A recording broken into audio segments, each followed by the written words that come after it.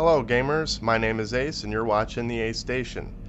Before I get started, I wanted to give a special thanks to everyone who's been posting positive comments about the show.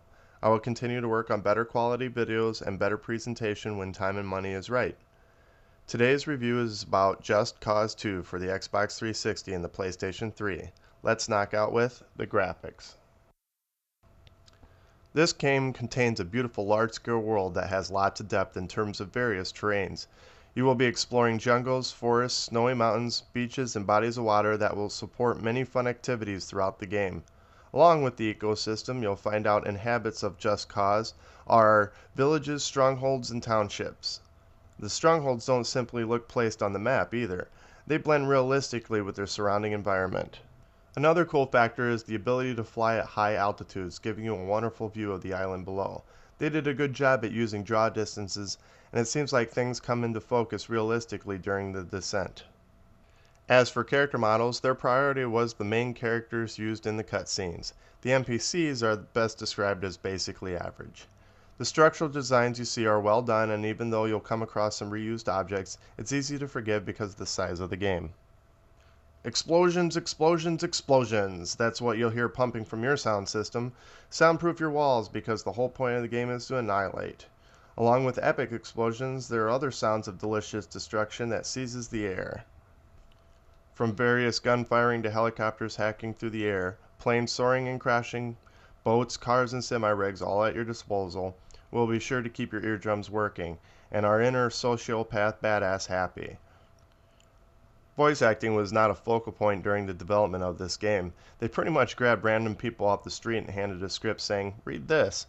It's pretty bad. In fact, the script is a poorly written abomination. It's not the plot effectiveness I'm commenting on. It's mainly the cheesy execution that bothers me. Music is nothing you'll remember, just your generic action music to accompany you as you journey onward. Remember the game Mercenaries? You will recognize this game and how it all works. First, let's get controls out of the way. The game focuses on third-person view and allows you full 360 control. From your standard moving around, you can also jump. You keep 2 pistols and 1 big gun at any time, along with some grenades and sticky bombs to help you with your Just Cause. Your character also hosts a nice grappling hook, which allows you to hook onto anything from great distances. The things you can do with this is simply awesome and can be gratifying, resourceful for the inventive as well as the sadistic mind. For example, try hooking onto an enemy and then hang him on the wall. While he's dangling for the last strings of his life, put some iron in his diet and watch all of his life unravel. You can also hook incoming helicopters, which you can hijack using this method. Another challenging move that I had to test was hooking 2 vehicles while they were closely adjacent to one another, and forcing one car to flip and the other to crash. Along with the hook, you also have a handy parachute, so free fall all you want. Try driving a car off a cliff and land gently as you watch the vehicle crash and explode into an enemy patrol unit. Although explosion and fires are not always physically realistic and tend to burn in localized areas, unless otherwise specified, they're still pretty gratifying to watch and listen to. You can also use the hook to fling into the sky and then release your chute to boost yourself even higher to suavely escape an otherwise lethal situation.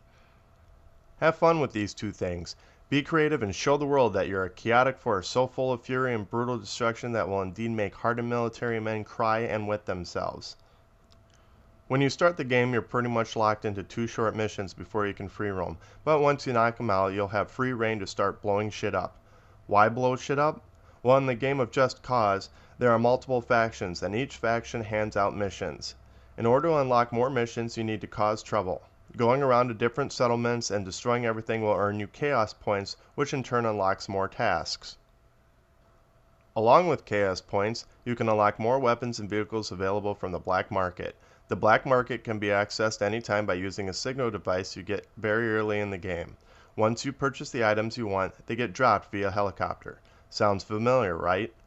In addition to the use of the black market, you also spend cash to upgrade each gun and vehicle you unlock, increasing their durability, speed, and control. There's a lot to do in the game. It may not hold your interest long enough to get everything discovered on the map, but it's enough to get you to the end while being significantly amused along the way. My opinion is this: if you like games like Grand Theft Auto or Mercenaries, then you will no doubt love Just Cause 2. It has plenty to do and it allows total freedom, almost right from the start. It allows you to be creative with your hook and parachute tools, and I'm sure many of you will post videos of your creative havoc on the internet. Overall, this is a buy-rent game. If anything, it's worth a try and will give you a good time. Why, you ask? Just 'cause. Well, that's all I have to say about Just Cause 2 for the Xbox 360 and the PlayStation 3. Stay tuned for my next video. Until then, my name is Ace, and thank you for watching the Ace Station.